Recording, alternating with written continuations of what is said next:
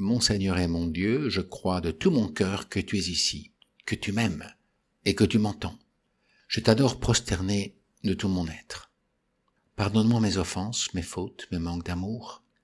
Aide-moi à faire avec toi ce moment de prière. Marie, ma mère pure de toute faute, Saint Joseph et mon ange gardien, veillez sur moi pendant et après ces 10 minutes de prière. Après la Première Guerre mondiale, la France et l'Angleterre ont trouvé un certain nombre de leurs soldats morts sur le champ de bataille et ils n'ont pas pu les identifier.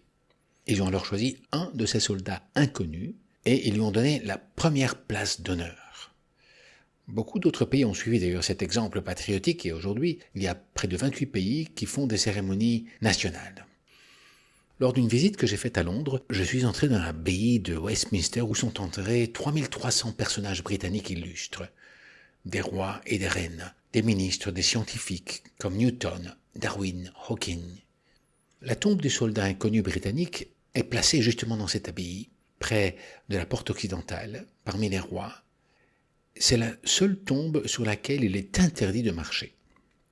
Et les lignes qui entourent la pierre tombale disent ces mots que je traduis ici.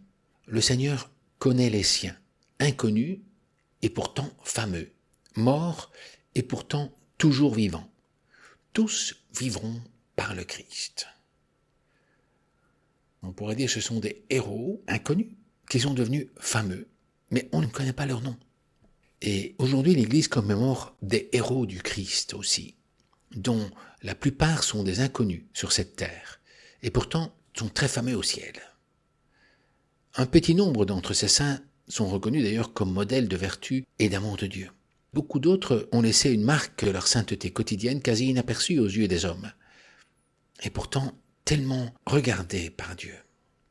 Tous ces saints ont eu une vraie amitié avec Dieu dans leur chemin terrestre et sont donc entrés dans sa gloire maintenant. Et c'est le seul chemin de réussite possible, nous dit Jésus, qui sait très bien de quoi il parle. Et Jésus te veut heureux. C'est Jésus ou rien. C'est être saint ou ruiné. En fait, il te veut saint. Mais c'est quoi être saint, tu me diras? La sainteté n'est rien d'autre que l'union à Dieu. Plus il y a de l'intimité avec le Seigneur, plus il y a de sainteté. Fernando Ocaris disait que la sainteté est l'appartenance à Dieu.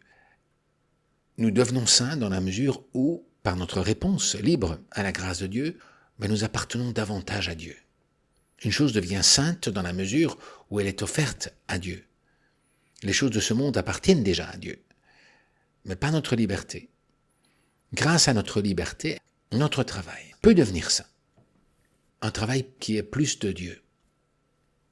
Pourquoi cette fête même que nous célébrons aujourd'hui, dit saint Bernard, que leur font ces honneurs terrestres? Les saints n'ont pas besoin de nos honneurs.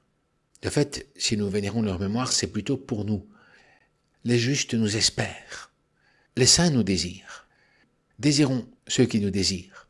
Courons vers ceux qui nous attendent. Jésus nous parle de ceux qui posséderont le royaume des cieux, en fait, dans les béatitudes.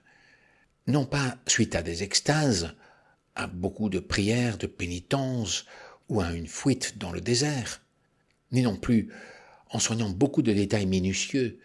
Non, mais Jésus nous parle de pauvreté spirituellement aimée pour posséder le royaume des cieux, de pureté, d'humilité, de douceur de cœur, d'être des semeurs de paix, de miséricorde, de justice, et qui souffrent aussi des persécutions en son nom. Comme le disait le pape, les béatitudes sont en quelque façon la carte d'identité du chrétien, qui l'identifie comme disciple de Jésus. En fait, si tu fais bien attention, toutes ces béatitudes sont un portrait de la vie terrestre de Jésus. Le catéchisme explique d'ailleurs que les béatitudes dépeignent le visage de Jésus-Christ et en décrivent la charité. Jésus est le principal bienheureux parce qu'il a vécu sur terre en union d'amour avec le Père.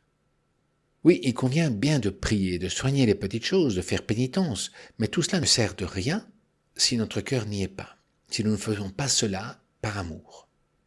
C'est d'abord Jésus qui est l'amoureux qui a soif de justice, de la volonté de Dieu son Père. lui qui est plein de miséricorde, artisan de paix, pur, intègre de cœur, doux, humble, et persécuté pour son amour de Dieu, de la vérité, de la justice, de la paix. C'est lui qui s'est fait pauvre au plus profond de son cœur parce qu'il attend tout de Dieu, parce qu'il laisse Dieu régner dans son cœur, sans y mettre ses intérêts propres. Le pauvre en esprit, le pauvre spirituel, est celui qui fait entièrement confiance à Dieu parce qu'il comprend que Dieu seul sait donner, sait remplir sa vie. Et s'il nous ôte quelque chose, c'est pour nous donner plus, pour donner plus de place aussi à ses dons dans notre vie. Sainte Catherine de Sienne rapporte des paroles de Dieu justement à ce propos-là. Le saint porte le vase de son cœur, vide de toute affection et amour déréglé du monde. Aussitôt vide, son cœur se remplit, car rien ne peut demeurer vide. À peine l'a-t-on vidé des choses qui passent, qu'il est déjà plein du céleste et doux amour divin qui donne accès aux eaux de la grâce. La sainteté est accessible parce que Dieu est tout autour de nous, prêt à rentrer dans tout esprit, dans tout cœur qui lui fait de la place, en se faisant pauvre des choses de ce monde et nécessiteux de Dieu, comme Jésus. Donc ce que Jésus te propose, c'est d'être un autre Christ, avec les mêmes béatitudes. En fait, pour toi et moi, maintenant, sur cette terre, être saint, tendre à la sainteté, ne signifie pas seulement partager la vie de Jésus qui est au ciel, loin de nous, dans les étoiles, mais surtout partager d'une certaine façon sa vie terrestre, car il est présent avec nous ici, dans l'Eucharistie, dans nos prières, dans nos sacrifices, dans l'Église, dans les autres. Jésus et son Père voient ce que tu fais en secret. Il scrute tes intentions. Tout ce que tu fais au plus petit d'entre les miens, c'est à moi que tu le fais, te dit Jésus. Vous qui avez tenu bon avec moi dans mes épreuves, eh bien moi je dispose pour vous du royaume, comme mon Père en a disposé pour moi. Ainsi, vous mangerez et boirez à ma table dans mon royaume, et vous siégerez sur des trônes. Comme mon Père m'a envoyé, moi aussi je vous envoie. Appelez les pécheurs à se convertir. Soignez les malades corporellement ou spirituellement. Ne cherchez pas à faire votre propre volonté, mais la volonté de celui qui vous envoie. Un saint, finalement, c'est quelqu'un de combatif. À partir des années 30, Saint José Maria proclama avec beaucoup de force l'appel universel à la sainteté. L'idée que le travail, la vie de famille, les relations sociales sont des chemins de sainteté. Et il disait, l'objectif que Dieu assigne à tout le monde n'est pas un mirage ou un idéal inaccessible. Vous pensez peut-être que je ne parle que pour un groupe de personnes choisies. Ne vous y trompez pas. Que chacun ressente au contraire l'urgence divine d'être un autre Christ, le Christ lui-même, ipse Christus. Bref, l'urgence de rendre notre conduite cohérente avec notre foi. Car la sainteté à laquelle nous devons aspirer n'est pas une sainteté de deuxième rang, qui d'ailleurs n'existe pas. La sainteté est toujours de premier rang. Et la principale condition qui nous est demandée, et qui est tout à fait conforme à notre nature, consiste à aimer. La charité est le lien de la perfection. Tu aimeras le Seigneur ton Dieu de tout ton cœur, de toute ton âme, de tout ton esprit. Et c'est en cela que consiste la sainteté. Qui peut être saint? Tout le monde, toi, moi, et pas simplement quelques privilégiés.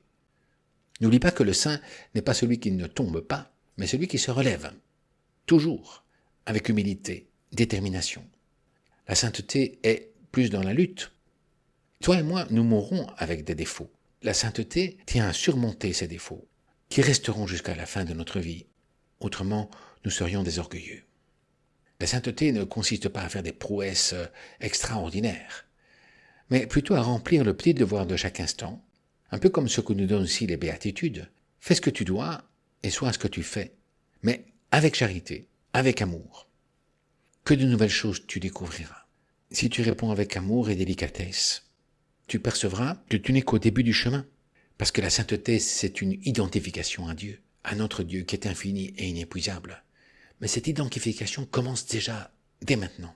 Et pour l'atteindre, il faut avoir l'aide de l'Esprit Saint qui vient demeurer dans notre âme et qui nous accorde dans les sacrements justement sa grâce. Il faudra toujours lutter jusqu'à la fin de notre vie, mais nous aurons toujours l'aide de Dieu pour cela. Et nous sommes appelés à être des bienheureux, des disciples de Jésus en affrontant les souffrances, les angoisses de notre époque avec l'esprit et l'amour de Jésus. Ensemble, demandons la grâce d'accueillir avec joie cet appel. Maman, Reine de tous les saints, nous te confions nos intentions pour que nous parvenions à la sainteté, l'union à Dieu et l'unité entre tous les chrétiens. Mon Dieu, je te remercie du fond de mon cœur pour toutes les bonnes résolutions, les beaux désirs et les lumières que tu as semées dans mon cœur pendant ce moment de prière. Aide-moi à les faire fructifier. Sainte Marie, ma Mère Immaculée, Saint Joseph et mon ange gardien, accompagnez-moi toujours dans ce chemin vers la sainteté.